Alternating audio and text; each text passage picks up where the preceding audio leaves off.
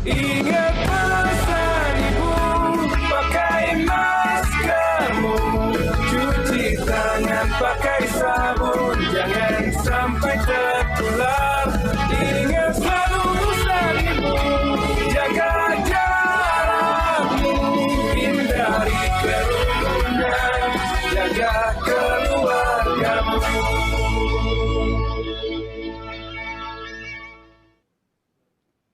Halo pemirsa, selamat pagi. Gimana kabarnya hari ini? Semoga tetap sehat dan tetap semangat ya dalam beraktivitas serta selalu disiplin dalam menerapkan protokol kesehatan. Senang sekali saya Egit Hapsari bisa menemani Anda semua pagi hari ini dalam perbincangan dengan tema Geliat Pengusaha Lokal untuk Menembus Pasar Global dalam Transisi Era Pandemi, yang disiarkan secara langsung dari Media Center Satuan Tugas Penanganan COVID-19 Graha BNPB Jakarta.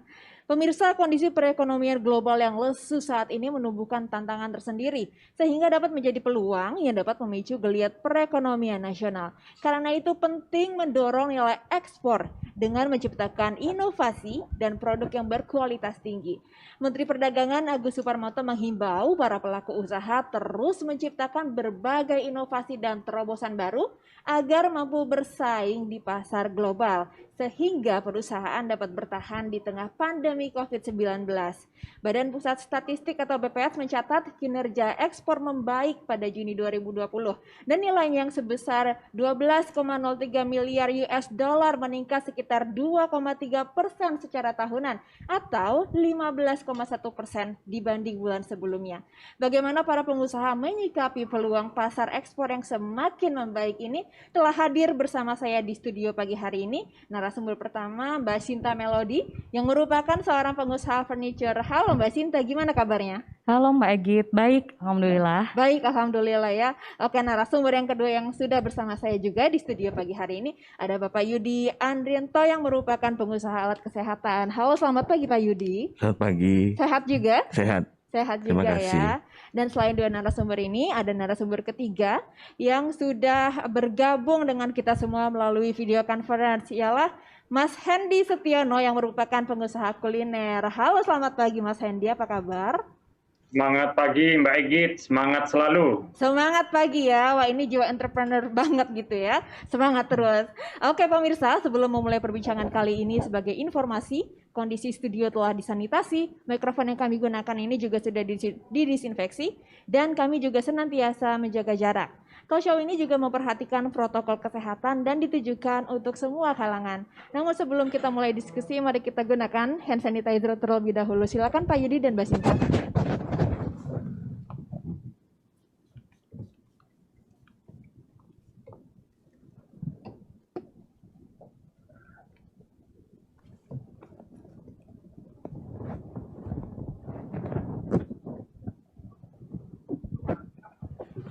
Oke, protokol 3M sudah kita lakukan ya sebelum memulai diskusi, dan selama diskusi ini berlangsung, langsung aja nih saya pertama nanya dulu mungkin ke Mbak Sinta ya. Mbak Sinta ini kan kalau pengusaha itu selama dalam situasi apapun ini biasanya kan yang dilihat itu peluang dan peluang gitu. Nah dari perspektif Mbak Sinta sendiri ini peluang seperti apa yang Mbak Sinta lihat dari pandemi ini?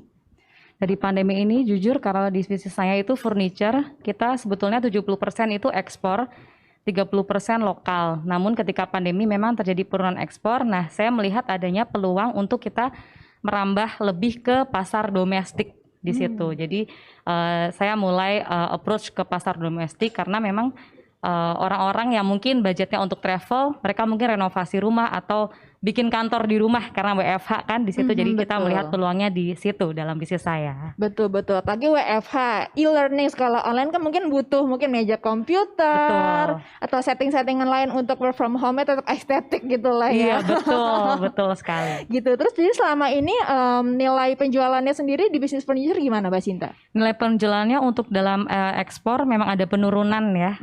Tapi untuk domestik kita mulai merambah.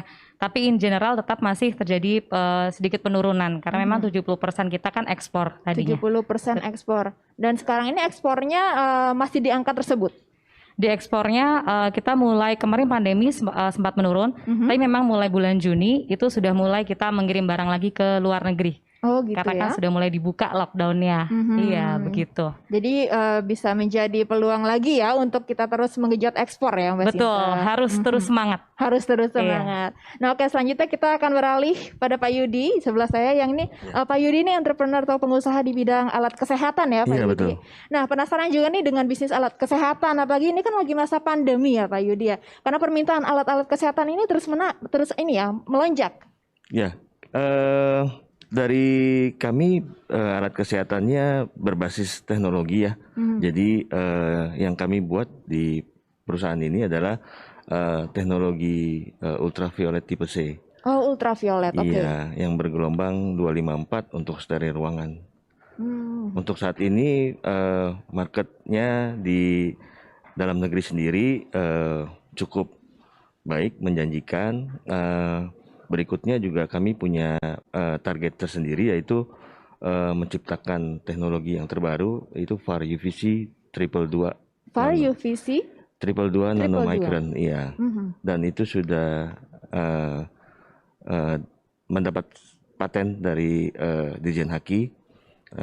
Kemungkinan kami terbuka untuk bekerja sama dengan BUMN di Indonesia untuk mengembangkan alat-alat ini mencegah penyebaran lebih luas lagi virus. Oke, jadi artinya di masa pandemi ini demand masyarakat terhadap alat kesehatan ini semakin meningkat ya Pak Yudi ya.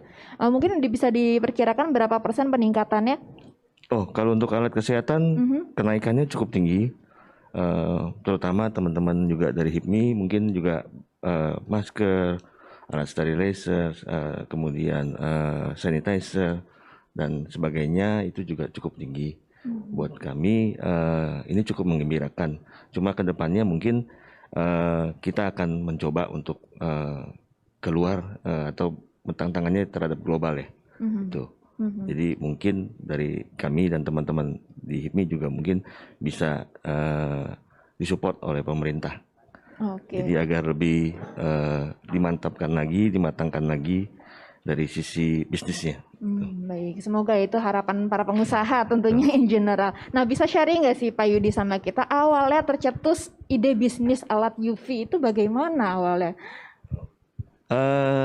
Sebenarnya saya punya tim namanya Design House.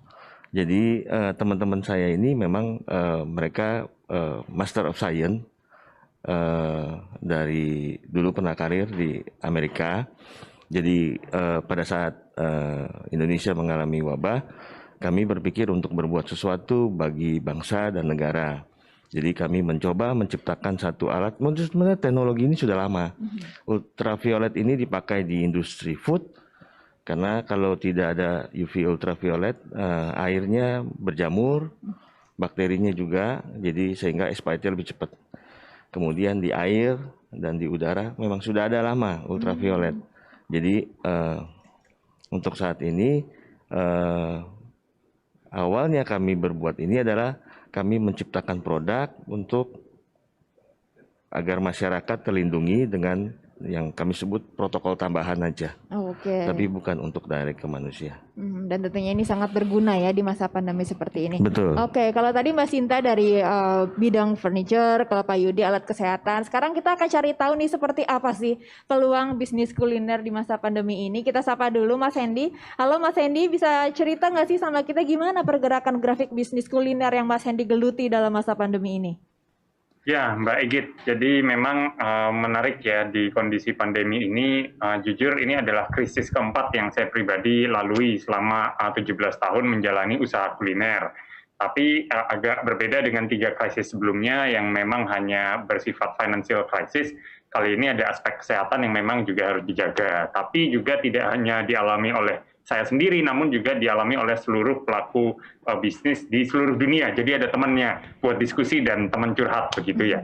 Tapi kalau dalam bisnis kuliner, kalau saya boleh sharing, ya contohnya di awal-awal masa pandemi, beberapa store saya seperti Kekinian yang ada di dalam mall, karena mallnya tutup, mau tidak mau kita menutup operasional di dalam mall. Kemudian beberapa store kita seperti Ngikan Yu yang berbasis dine-in, sebelumnya konsumen datang membeli langsung di outlet kami seperti dine-in, karena tidak diperbolehkan lagi dine-in, mau tidak mau kita hanya mengandalkan traffic take away.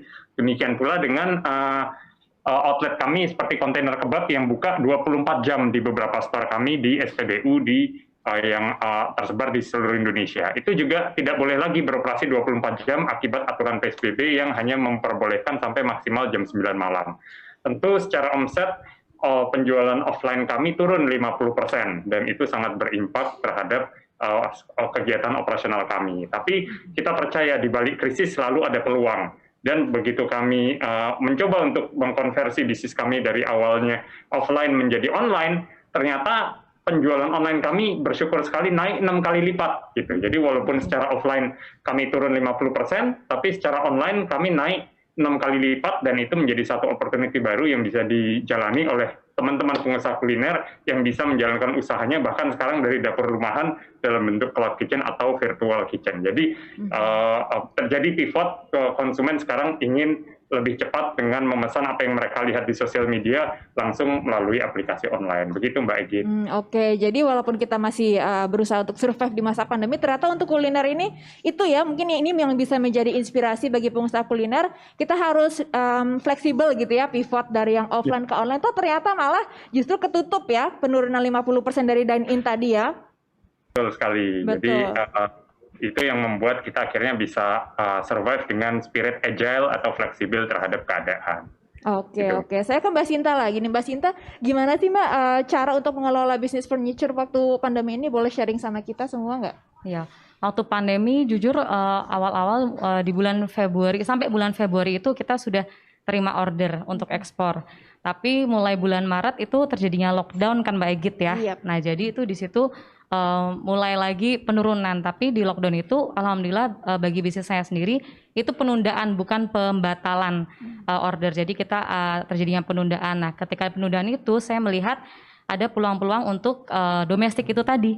Jadi saya melihat orang-orang mau renovasi rumah atau kita melakukan inovasi terhadap barang-barang kita yang bisa masuk untuk kala pandemi seperti mungkin office furniture-nya tadi segala macamnya, terus mungkin e-learning tadi yang untuk meja untuk anak-anak segala macam itu kita mulai beralih ke pasar merambah ke pasar domestik untuk retail juga. Jadi tidak dalam kuantiti banyak tapi kita juga melayani retail seperti itu sendiri. Jadi untuk mengimbangi, jadi untuk pengelolaan terjadi di situ. Pun di dalam pabrik kita juga mulai melakukan protokoler seperti kita agak jauh-jauhan sedikit ini bagian produksi kita. Social distancing lah ya. Social distancing di dalam pabrik itu sendiri. Itu sih yang kita kelola. Hingga akhirnya mulai bulan Juni mulai order-order kita mulai mengirim lagi ke luar. Begitu. Jadi lockdown ini bukan berarti terhenti tapi justru produksi tetap jalan terus ya? Iya, selama Tetap lockdown jalan terus. yang masih alhamdulillah dalam bisnis saya produksi tetap berjalan terus karena tadi adanya juga order-order dari pasar domestik itu sendiri. Jadi kita bagaimana kita menciptakan inovasi-inovasi seperti itu sendiri. Inilah ya memang penduduk Indonesia dengan geliat konsumsinya ini juga bisa menjadi penyelamat bagi dunia pengusaha ya, Betul, Mbak ya. betul. Oke. Iya. Nah terus mungkin pengusaha-pengusaha lain berusaha untuk survive di tengah pandemi, let's say dengan melakukan efisiensi. Untuk usaha dari Mbak Sinta sendiri juga terdampak seperti itu nggak Mbak? Untuk efisiensi kita sampai saat ini kita belum ada pengurangan tenaga kerja sih Mbak Egit. Alhamdulillahnya kita tetap masih tenaga kerja kita tetap sama dan belum ada juga WFH. Tadi hanya kita lakukan social distancing, lalu kita adakan kalau masker memang sehari-hari selalu pakai ya kalau di tempat saya. Tapi kita adakan hand sanitizer dan vitamin-vitamin kita selalu adakan di pabrik. Jadi begitu mereka mungkin kurang enak badan bisa minum vitamin seperti itu Gitu sih ya. Iya. Oke. Nah saya ke Pak Yudi lagi. Pak Yudi tadi kan sempat mengatakan ya bahwa sinar UV yang Bapak kembangkan ini bisa digunakan di ruangan. Tapi untuk aplikasinya ini di mana aja Pak? Ya, sejauh ini kami sudah bekerja sama dengan Rumah Sakit Darurat Wisma Atlet. Beberapa saat yang lalu kami juga ada mensuplai di beberapa rumah sakit. Sebenarnya ultraviolet ini balik lagi memang di kedokteran ini memang sudah digunakan di ruang operasi untuk sterilisasi.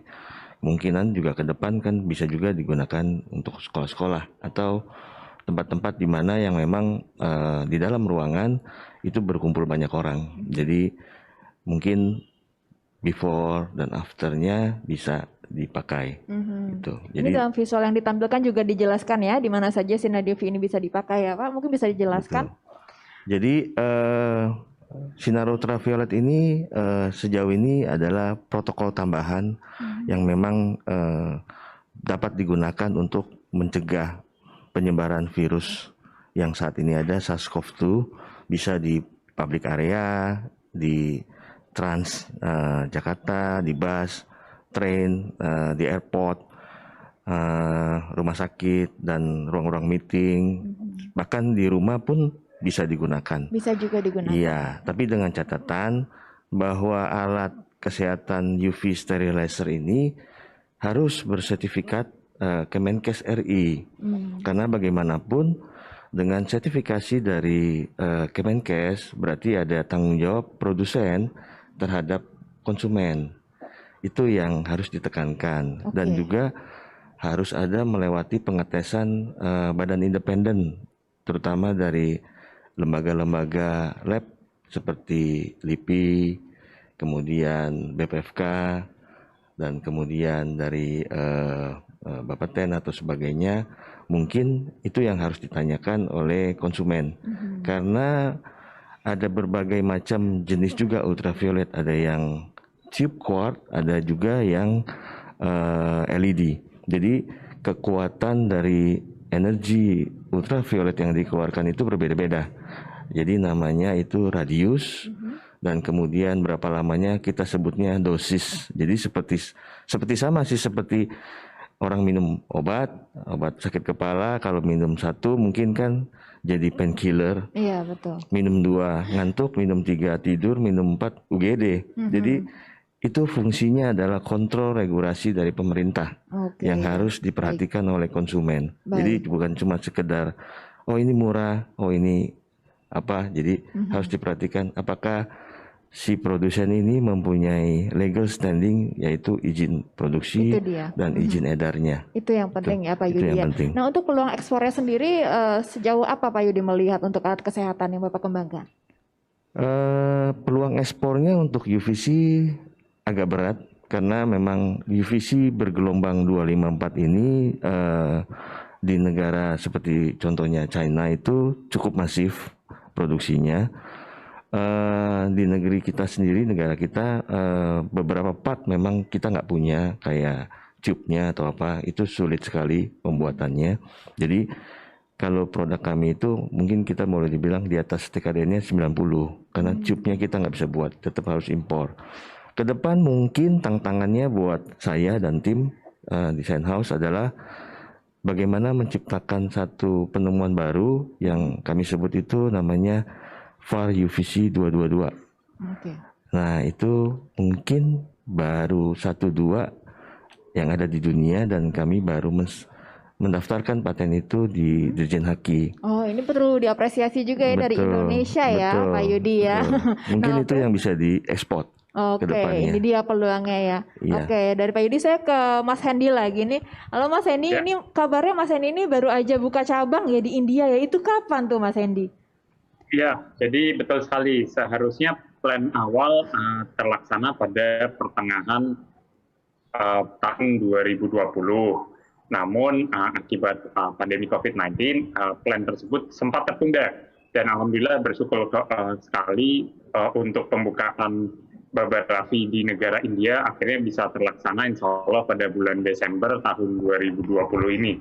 Jadi itu adalah gerai pertama Babarafi di India sebagai negara ke-10 untuk brand Babarafi sebagai brand asli Indonesia yang go global, dan India menjadi negara ke-10 dari brand Babarafi sendiri. Dan insya Allah Desember besok gerai pertama sudah buka, dan sekarang sudah dalam tahapan renovasi dan persiapan training dari karyawan yang akan beroperasi di sana.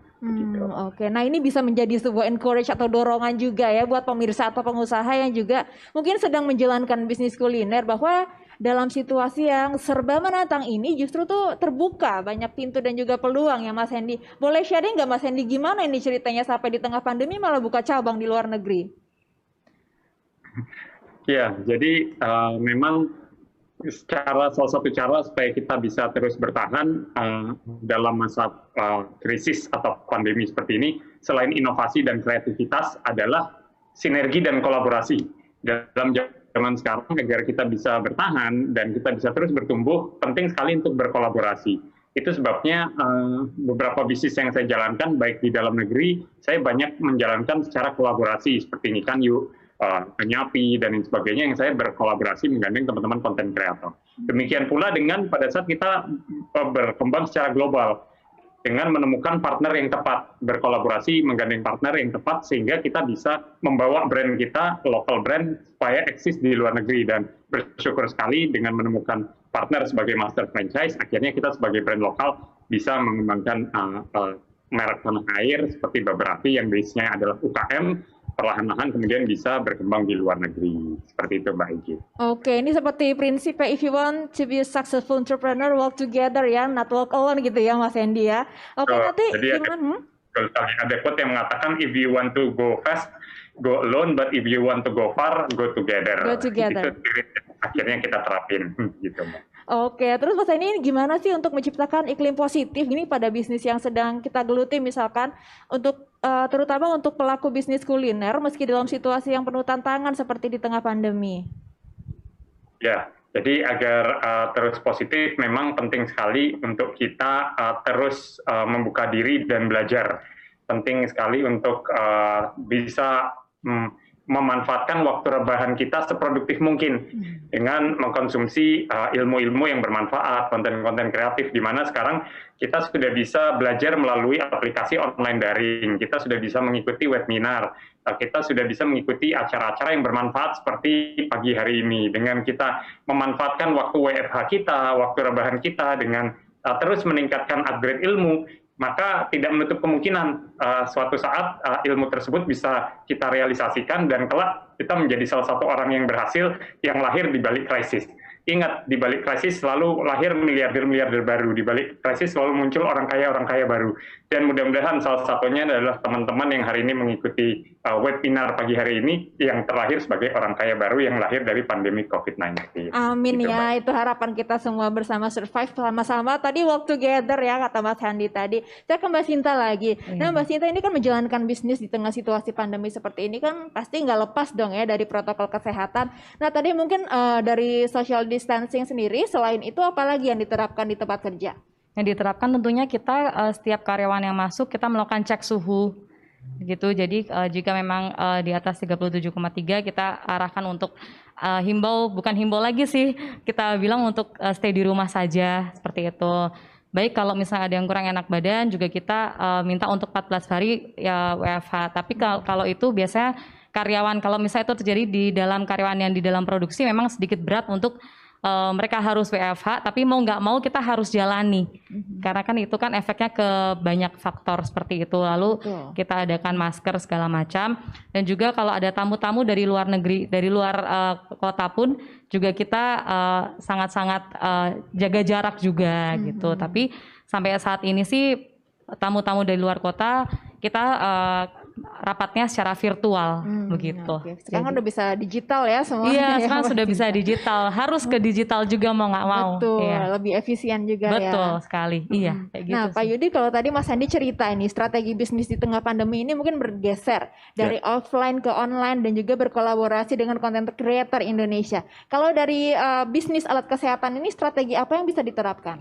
Ya, di dalam pandemi ini memang we will not be the same in the new normal. Jadi yang kami terapkan tetap seperti biasa di pabrik, produktivitasnya tetap kami jaga, performanya, kemudian juga protokol kesehatan juga kami jalankan.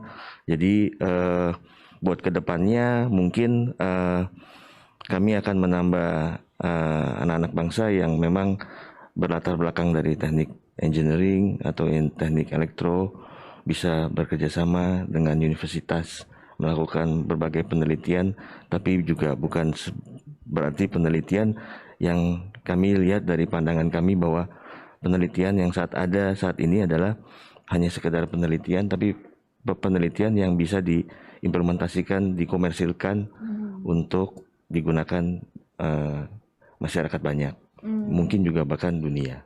Oke, ini dia ya. Yang penting ini juga bisa mendorong mungkin lingkungan di anak muda sendiri supaya tetap produktif dan juga menciptakan karya-karya baru ya, dan juga berkontribusi. Nah, saya ke Mas Hendy lagi nih. Mas Hendy, ini kan hampir semua sektor harus menghadapi penyesuaian begitu ya. Nah, apa saja penyesuaian yang harus Mas Hendy lakukan ini supaya roda bisnis tetap berputar selain tadi yang Mas Hendy sebutkan?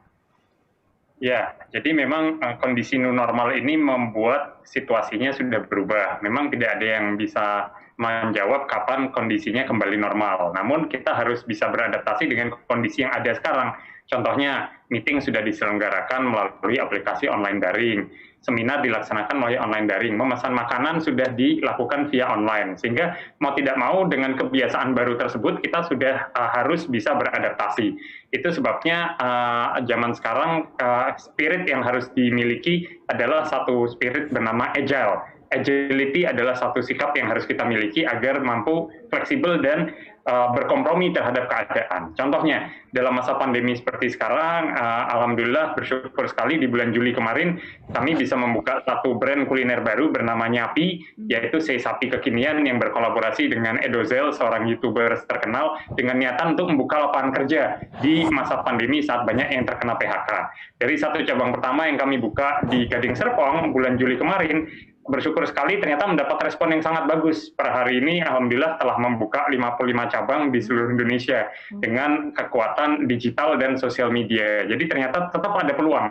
Kalau kita bermindset dan bermental positif, kita berusaha terus inovasi dan kreatif, maka selalu akan terbuka peluang-peluang di masa pandemi. Dan pastikan teman-teman adalah satu dari bagian teman-teman yang berhasil menciptakan peluang di balik krisis di masa pandemi ini. Begitu Mbak Egit. Oke, wah ini luar biasa sekali ya. Jadi ternyata malah berkembang nih bisnis kuliner di tengah pandemi. Ini tergantung cara menghandle juga dan bisa menjadi inspirasi semoga ya. Nah, saya ke Mbak Sinta lagi nih. Mbak Sinta, ada nggak sih kiat atau strategi mungkin yang menjadi acuan nih dalam menjalankan bisnis in general gitu di tengah situasi menantang? Oh, tentunya karena perlu kita ketahui tantangan terbesar juga adalah kita biasanya pameran-pameran dagang baik dalam negeri maupun internasional itu kan tertunda. Di situ jadi kita tidak bisa mempromosikan bisnis kita secara langsung atau produk kita secara langsung kepada konsumen atau buyer, maka ketika pandemi ini kita harus lebih branding di digital. Jadi bagaimana kita menggunakan sosial media yang ada untuk kita mempromosikan bisnis kita secara online tadi itu secara digital. Jadi yang tadinya saya memang kurang berteman dengan dunia digital, mau nggak mau saya harus belajar lebih untuk bisa mempromosikan bisnis-bisnis saya di bidang digital tadi untuk mempercepat juga roda dan untuk mengimbangi juga perputaran yang mungkin menurun seperti itu Mbak Egit ya, dan juga salah satunya. Dan juga saya juga mengapresiasi seperti kemarin Trade Expo Indonesia itu diadakan secara virtual, itu juga kita juga ikut. Jadi bagaimana dan mereka juga tetap berkomunikasi dengan para klien-klien di luar, tentunya juga dengan kementerian dan kedutaan ITPC agar juga tetap mempromosikan bisnis-bisnis terutama industri kreatif di Indonesia ini secara digital. Jadi itu salah satu strategi yang kita jalankan. Jadi semuanya serba di-push digitalnya dari sosial media seperti itu sih Mbak Egit. Oke, jadi lebih ke digital ya. Mungkin kalau Pak Yudi nih mungkin terakhir singkat aja bisa nggak berbagi tips mungkin sama kita semua pemirsa ataupun pengusaha yang kiranya menghadapi situasi yang sama di tengah pandemi?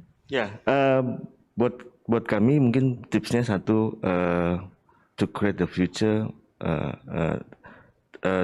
to predict the future you have to create it. Itu jadi kita nggak tahu pandemi ini kapan selesai. Jadi kedepannya ya kita terus berinovasi, terus berkarya buat bangsa dan negara. Itu aja, jangan putus asa. Itu dia ya, to create the future. You have to create the future gitu ya intinya ya buat Musa. You have to create the future ya. Oke, ini semoga yang bisa dicatat nih buat pemirsa ataupun pengusaha yang menyaksikan pagi kali ini. Memang jika kita melihat sisi positif dari pandemi ini ya justru banyak peluang bisnis ya Mbak Sinta dan Pak Yudi yang bisa kita ciptakan ya. Karena itu dengan peran aktif dan juga mungkin kontribusi seluruh elemen masyarakat kita bangsa Indonesia nih bisa bangkit dari keterpurukan dan bersama melawan COVID-19. Oke, makasih banyak Mbak Sinta dan Pak Yudi atas waktunya untuk sharingnya. Semoga ini bisa menjadi inspirasi dan manfaat ya buat yang menyaksikan. Makasih juga Mas Hendy untuk berbagi inspirasi bisnisnya di bidang kuliner. Semoga sehat-sehat semua kita semua dan survive dari pandemi ini ya. Amin. Nah, oke pemirsa, tiba saatnya kita di penghujung acara dan semoga bincang-bincang hari ini bisa bermanfaat untuk kita semua. Jangan lupa pemirsa untuk selalu memakai masker, menjaga jarak dan menghindari kerumunan, serta mencuci tangan pakai sabun dengan air yang mengalir. Ingat pesan Ketua Satgas COVID-19 Bapak Doni Monardo, apa yang kita lakukan agar disiplin dan patuh memakai masker, menjaga jarak dan menghindari kerumunan, serta mencuci tangan belum sebanding dengan beratnya perjuangan dokter dan tenaga kesehatan yang merawat pasien di rumah sakit. Saya akhiri talk show kita pagi hari ini. Saya Egit Hapsari bersama tim yang bertugas dan para narasumber pamit undur diri. Selamat pagi dan sampai jumpa.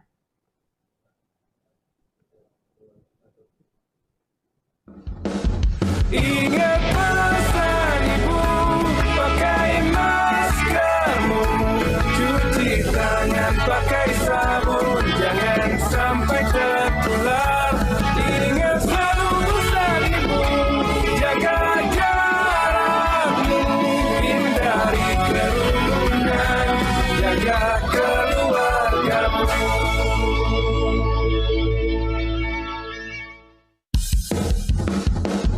Ingat pesan ibu, pakai maskermu, cuci tangan pakai sabun, jangan sampai tertular. Ingat selalu pesan ibu, jaga jarakmu, hindari kerumunan, jaga keluargamu.